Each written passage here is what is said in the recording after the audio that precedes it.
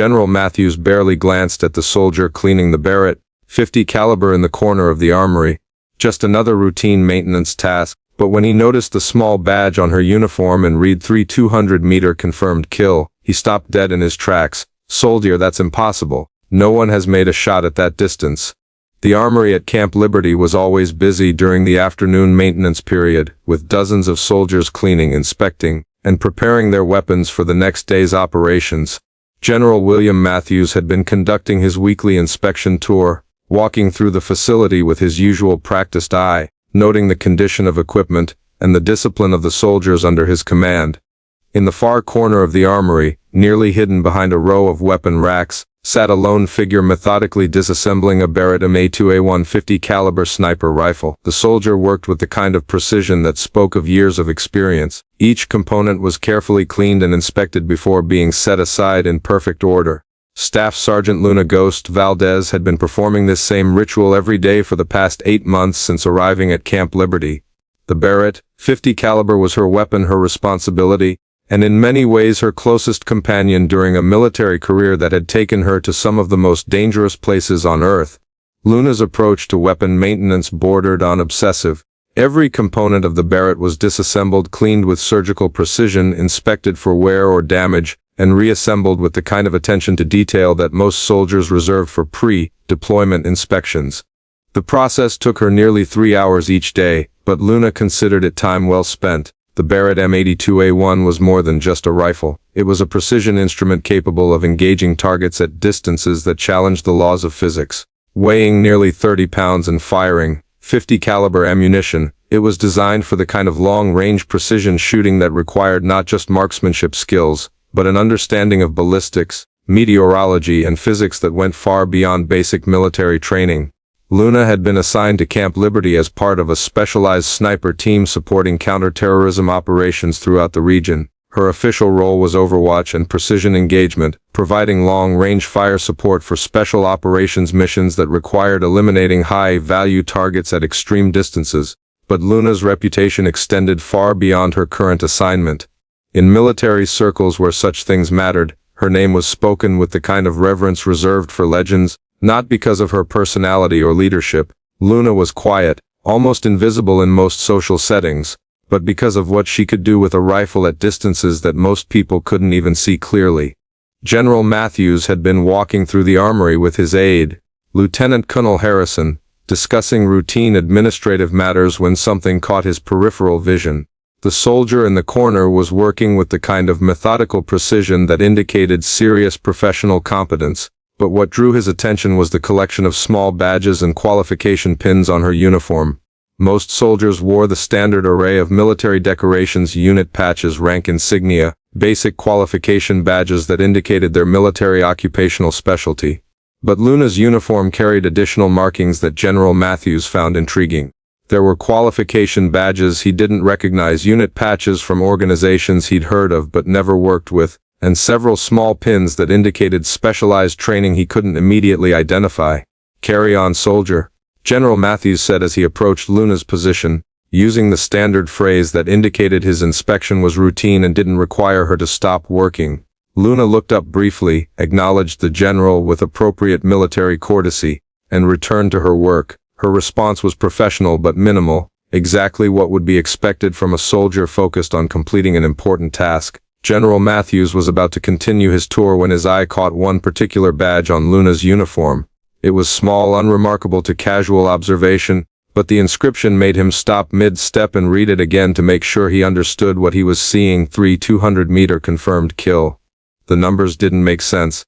Matthews had been in the military for over 25 years, had worked with some of the most elite units in the American arsenal, and had never encountered anyone who claimed to have made a confirmed kill at that distance. The longest confirmed sniper shot in military history, as far as he knew, was significantly shorter than 200 meters. "Soldier, that's impossible. No one has made a shot at that distance." Luna looked up from her work, her expression showing mild surprise at the general's comment. She followed his gaze to the badge he was reading and understood what had captured his attention. "Sir, the shot was confirmed by multiple observers and recorded by Mission Command. All documentation is classified, but the engagement did occur as indicated." General Matthews stared at the young woman who had just matter-of-factly claimed to have made what would be the longest confirmed kill shot in military history. Luna appeared to be in her late 20s with the kind of calm demeanor that suggested someone comfortable with high-stress situations, but there was nothing about her appearance that indicated superhuman capabilities. "Soldier, I want to see your service record, and I want to understand how someone makes a 200-meter shot when most snipers consider 500 meters an extreme engagement." "Sir, my complete service record is classified above my clearance level to discuss, but I can provide general information about my training and qualifications if that would be helpful." Lieutenant Colonel Harrison, who had been listening to the conversation with growing amazement, stepped forward with his tablet. "General, I can pull up her basic service information if you'd like to review it." "Do it." Harrison accessed the personnel database and began reading Luna's basic military information. What he found was a collection of specialized schools, advanced training programs, and unit assignments that painted a picture of someone whose military career had been anything but routine. "Sir, Staff Sergeant Valdez graduated from Army Sniper School with the highest marksmanship scores in her class. She's completed advanced courses in long-range precision shooting, ballistic computation, and specialized reconnaissance. Her unit assignments include deployments with the 75th Ranger Regiment, Delta Force support operations, and classified missions with organizations that don't appear in the standard database." General Matthews absorbed this information while studying Luna, who had continued working on her Barrett throughout the conversation. Her demeanor remained calm and professional, but he was beginning to understand that he was looking at someone whose capabilities extended far beyond the average soldier. "Valdez explained to me how someone makes a 200-meter shot. What are the technical requirements for that kind of precision shooting?" Luna set down the bolt carrier group she had been cleaning and looked directly at General Matthews. Her response demonstrated the kind of technical knowledge that indicated serious expertise rather than casual familiarity with long-range shooting. "Sir, a 200-meter engagement requires understanding multiple variables that affect bullet trajectory over extended distances. Environmental factors include wind speed and direction at multiple altitudes, air density variations, temperature gradients, and barometric pressure changes. Ballistic considerations include bullet drop compensation, spin drift effects, and the Coriolis effect caused by Earth's rotation." She paused, gauging whether the general wanted more technical detail, then continued. "The shot also requires a complete understanding of the target's movement patterns, precise range estimation using multiple measurement techniques, and the ability to maintain steady positioning for extended periods while waiting for optimal environmental conditions." General Matthews realized he was listening to someone who understood long-range shooting at a level that exceeded most instructors he'd encountered, but understanding the theory was different from executing a shot that would establish a world record. "Valdez, tell me about the 200-meter engagement. What were the circumstances, and how did you manage to make that shot?" Luna's expression became more guarded, and she glanced at Lieutenant Colonel Harrison before responding. "Sir, the engagement occurred during a classified operation. I can provide general information about the technical aspects, but specific details about the mission, target, and location are above my clearance level to discuss without proper authorization." Harrison checked his tablet and confirmed Luna's statement. "General, her deployment records show multiple classified operations, and her complete file requires special access that we don't have available here." But General Matthews wasn't satisfied with bureaucratic limitations. He'd encountered something that challenged his understanding of what was possible in modern warfare, and he intended to get answers. "Valdez, I'm authorizing you to discuss the technical aspects of that engagement. I want to understand how American military capabilities have advanced to the point where 200-meter shots are possible." Luna considered the general's request carefully before responding. Military protocol required her to protect classified information, but discussing technical capabilities might be permissible if it served legitimate military purposes. "Sir, the engagement occurred in mountainous terrain that provided the elevation differential necessary for extreme long-range shooting. The target was stationary for an extended period, allowing time for environmental analysis and ballistic computation. Weather conditions were optimal with minimal wind variation and excellent visibility. But how do you even see a target at 200 meters? That's over 2 miles away." "Sir, the Barrett M82A1 can be equipped with advanced optics that provide sufficient magnification for target identification at extreme ranges. Combined with laser range-finding equipment and ballistic computers, it's possible to engage targets at distances that exceed normal visual capabilities. General Matthews was beginning to appreciate the complexity of what Luna had accomplished. Modern technology had clearly advanced sniper capabilities beyond what he understood, but the human element, the skill required to integrate all these systems into a successful shot, was still extraordinary. "Valdez, how long did it take you to prepare for that shot?" "Sir, the actual engagement required approximately 4 hours of preparation. This included range estimation using multiple methods, environmental monitoring, ballistic computation, and waiting for optimal conditions. The shot itself was the culmination of extensive planning rather than a spontaneous engagement." 4 hours. You maintained position for 4 hours to make one shot?" "Yes, sir. Extreme long-range precision shooting requires patience and careful timing. Rushing the shot would have reduced the probability of success to unacceptable levels." Lieutenant Colonel Harrison had been taking notes throughout the conversation, and he looked up with an expression of amazement. "General, what she's describing represents capabilities that exceed anything I've encountered in conventional military training." General Matthews nodded, understanding that he was learning about military capabilities that existed at classification levels he hadn't previously accessed. But his curiosity was far from satisfied. "Valdez, I want to see a demonstration. Can you show me what kind of precision shooting is possible with your equipment and training?" Luna hesitated before responding. Demonstration shoots required extensive coordination and safety protocols, and she wasn't sure whether such a request could be approved through normal channels. "Sir, a demonstration would require appropriate range facilities, safety coordination, and authorization from my chain of command. The distances involve present logistical challenges that would need careful planning. I'll handle the authorization. I want to understand what American sniper capabilities look like when properly employed." General Matthews turned to Lieutenant Colonel Harrison with the kind of expression that indicated immediate action was required. "Harrison, I want you to coordinate with range control and set up a demonstration shoot. Whatever Staff Sergeant Valdez needs in terms of range distance, target systems, and safety protocols, make it happen." "Sir, the longest range we have available here is 200 meters. If she needs 200 meters for a proper demonstration, we'll have to use off-base facilities or coordinate with other installations." "Then coordinate with other installations. I want to see what's possible." Luna had been listening to this exchange with growing concern. Demonstration shoots were serious undertakings that required extensive preparation and carried significant responsibility if anything went wrong. "Sir, if you're determined to observe a long-range precision demonstration, I would recommend starting with shorter distances to establish baseline capabilities before attempting extreme range engagements." "What distance would you recommend for an initial demonstration?" "Sir, 200 meters would allow demonstration of precision shooting capabilities while remaining within the safety and logistical parameters of your current facilities." General Matthews agreed to start with a 200-meter demonstration, understanding that even this distance would far exceed anything he had personally observed. 2 days later, the demonstration took place at Camp Liberty's extended range facility. General Matthews arrived with several members of his staff, all eager to observe precision shooting that would help them understand the capabilities that Luna represented. Luna had spent the morning preparing her equipment, including her Barrett M82A1, advanced optical systems, environmental monitoring devices, and ballistic computation equipment. The setup process took nearly 2 hours, reflecting the complex preparation required for precision long-range shooting.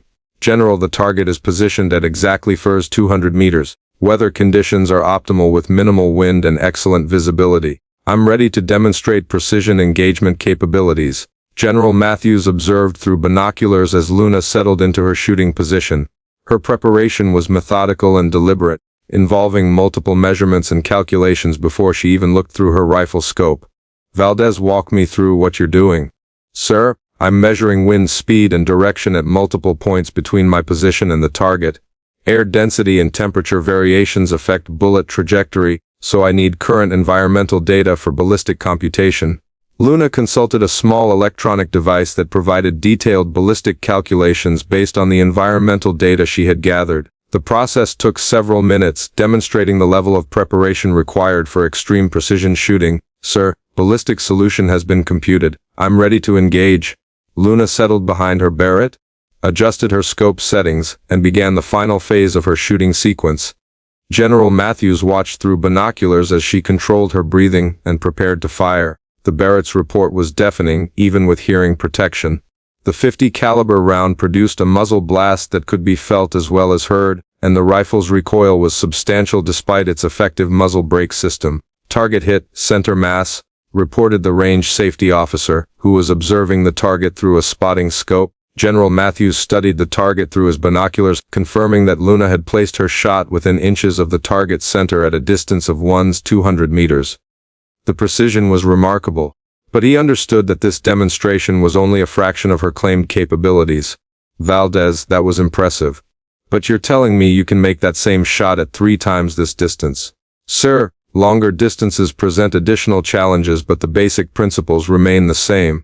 The primary differences are increased environmental sensitivity and extended flight time that requires more sophisticated ballistic computation."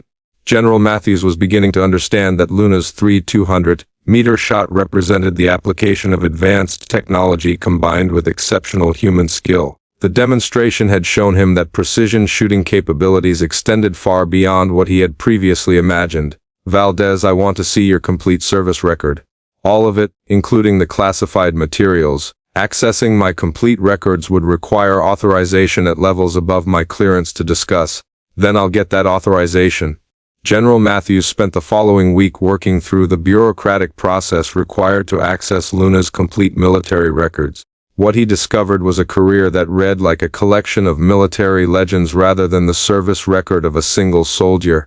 Luna had been recruited for specialized training while still in basic training based on marksmanship scores that exceeded anything her instructors had previously encountered. Her subsequent military education included schools and programs that most soldiers never knew existed, training her in capabilities that pushed the boundaries of what human beings could accomplish with precision weapons. Her deployment history included operations in every major conflict zone where American forces had been engaged over the past 5 years.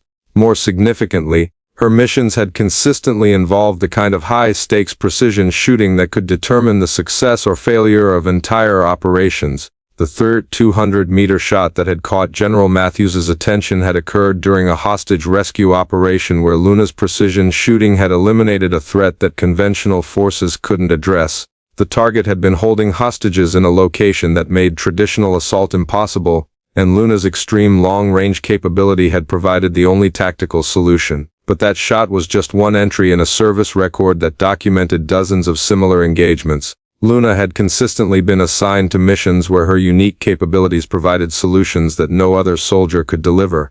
"Matthews, what you've stumbled onto is one of our most valuable strategic assets," explained General Patricia Stone during a classified briefing about Luna's service record. "Staff Sergeant Valdez represents capabilities that we don't advertise because they provide significant tactical advantages when properly employed." "General, why isn't this soldier being utilized at higher levels? Her capabilities seem to exceed anything we're currently employing in standard operations." "She is being utilized appropriately. Luna's assignments are coordinated at levels that you don't normally access because her missions serve strategic rather than tactical purposes." General Matthews began to understand that Luna's quiet presence at Camp Liberty wasn't a waste of exceptional talent. It was part of a larger operational picture that he hadn't previously been aware of. "Sir, what kind of missions require third 200-meter shooting capabilities?" "The kind of missions where failure isn't an option and conventional approaches won't work. Luna provides capabilities that can resolve situations that would otherwise require much larger commitments of personnel and resources." Over the following months, General Matthews developed a new appreciation for the kinds of specialized capabilities that existed within the military structure. Luna continued her routine maintenance of the Barrett M82A1, but Matthews now understood that her quiet preparation was part of maintaining readiness for missions that could have strategic implications. 6 months later, Luna was deployed on a classified mission that required precisely the kind of extreme long-range precision shooting that had first captured General Matthews's attention. The mission succeeded because of capabilities that existed at the intersection of advanced technology and exceptional human skill. Today, Luna continues to serve in roles that utilize her unique capabilities, providing solutions to tactical challenges that push the boundaries of what most people believe is possible. Her service record remains largely classified, but her impact on military operations extends far beyond what any single soldier would normally be expected to accomplish.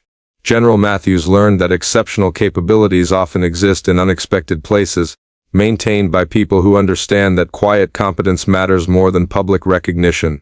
Sometimes the most remarkable soldiers are the ones who clean their weapons methodically in the corner of the armory, preparing for missions that most people will never know occurred. Have you ever discovered that someone you barely noticed possessed capabilities that far exceeded anything you imagined? Luna's story reminds us that exceptional talent often works quietly, preparing for moments when extraordinary skill becomes the difference between success and failure. The general, who barely glanced at a soldier cleaning her rifle, learned that some badges tell stories of achievements that challenge our understanding of what human beings can accomplish when training, technology, and determination combine at the highest levels. If you believe that exceptional capability often hides in plain sight, share this story, because somewhere someone is quietly preparing for a moment when their specialized skills might make the difference between mission success and strategic failure. Luna Valdez didn't just make an impossible shot, she proved that some soldiers carry capabilities that exist at the very edge of human achievement, ready to be deployed when conventional solutions aren't sufficient.